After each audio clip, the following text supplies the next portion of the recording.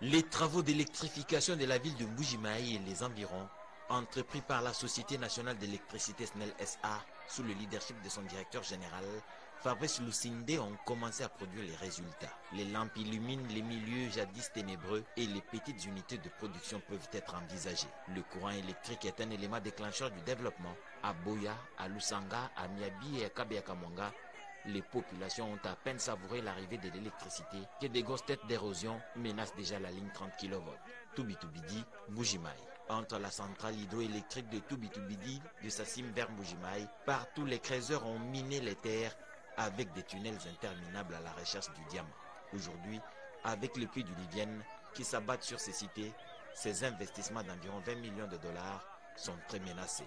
L'appel est lancé aux autorités tant nationales que provinciales pour une lutte anti-érosive urgente, sinon après la route de Boya qui est coupée en deux, un poteau de la nouvelle ligne 30 kV se trouve à 8 mètres de ce ravin dévastateur et le pire est à craindre si rien n'est fait.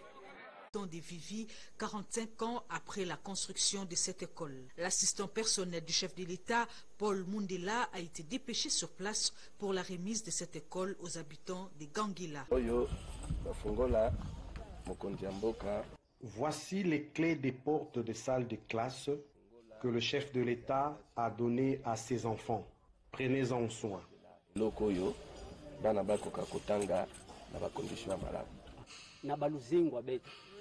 C'est une première dans notre groupement de vivre une telle dotation depuis notre naissance. Nous remercions infiniment le président de la République. C'est la fête pour ces nouvelles infrastructures scolaires. La population des Vivi, première capitale de l'État indépendant du Congo, dit merci au président de la République pour son altruisme. La construction de cette école nous réjouit. Depuis nos ancêtres, nous n'avons jamais vu une œuvre pareille. Nous sommes rassurés qu'avec le président Félix Tshisekedi, nous verrons notre contrée se développer.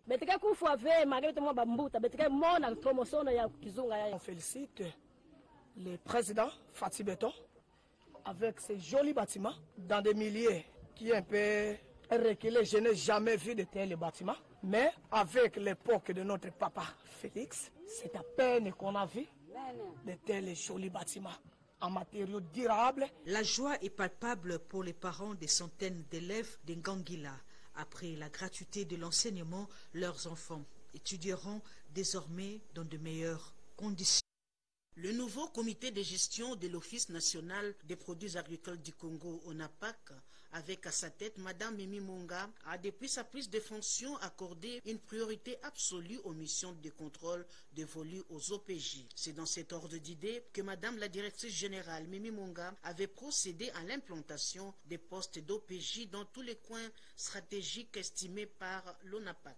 Les résultats n'ont pas tardé. Ces OPJ viennent de réaliser un joli coup de filet. 2 camions-citernes contenant du café en voie d'exportation ont été interceptés. Nous avons été saisis le mercredi 3 par nos OPJ assermentés qui étaient sur terrain dans le cadre de leur fonction. Ils ont donc intercepté plusieurs camions contenant le café et voulant approcher les convoyeurs pour en savoir, il y a eu un accident grave qui s'est produit sur 14e rue Wallour. Un directeur est grièvement blessé, doublement fracturé. Les OPJ ont réussi quand même à faire entrer 2 camions dans l'enceinte de l'ONAPAC et la justice continue son travail. Comme vous le savez, le rôle de l'ONAPAC, c'est certifier les produits pérennes, entre autres le café, savoir si le café est de bonne qualité et aussi émettre le certificat d'origine. Le café ne peut pas quitter la République démocratique du Congo sans un certificat d'origine, sinon c'est la RDC qui perd. Rappelons ici que tout produit agricole pérenne pour être exporté doit être impérativement certifié par l'ONAPAC. Pour que le café se déplace d'un lieu à un autre, ce lot de café doit être couvert par un document émis par l'ONAPAC qu'on appelle les bordereaux d'expédition. Les bordereaux d'expédition indiquent les lieux de provenance et les lieux de destination. Et le nom du propriétaire aussi est indiqué dans ces bordereaux-là. Or, le lot qui a été intercepté, le propriétaire n'a pas exhibé les documents. Donc, il n'y a aucun document qui justifie ce déplacement de lots-là, ce qui fait que ce lot a été suspect et il y a une tentative à ce moment-là de fraude. Jusqu'à présent, le propriétaire de ce café n'est pas connu. Le dossier est déjà entre les mains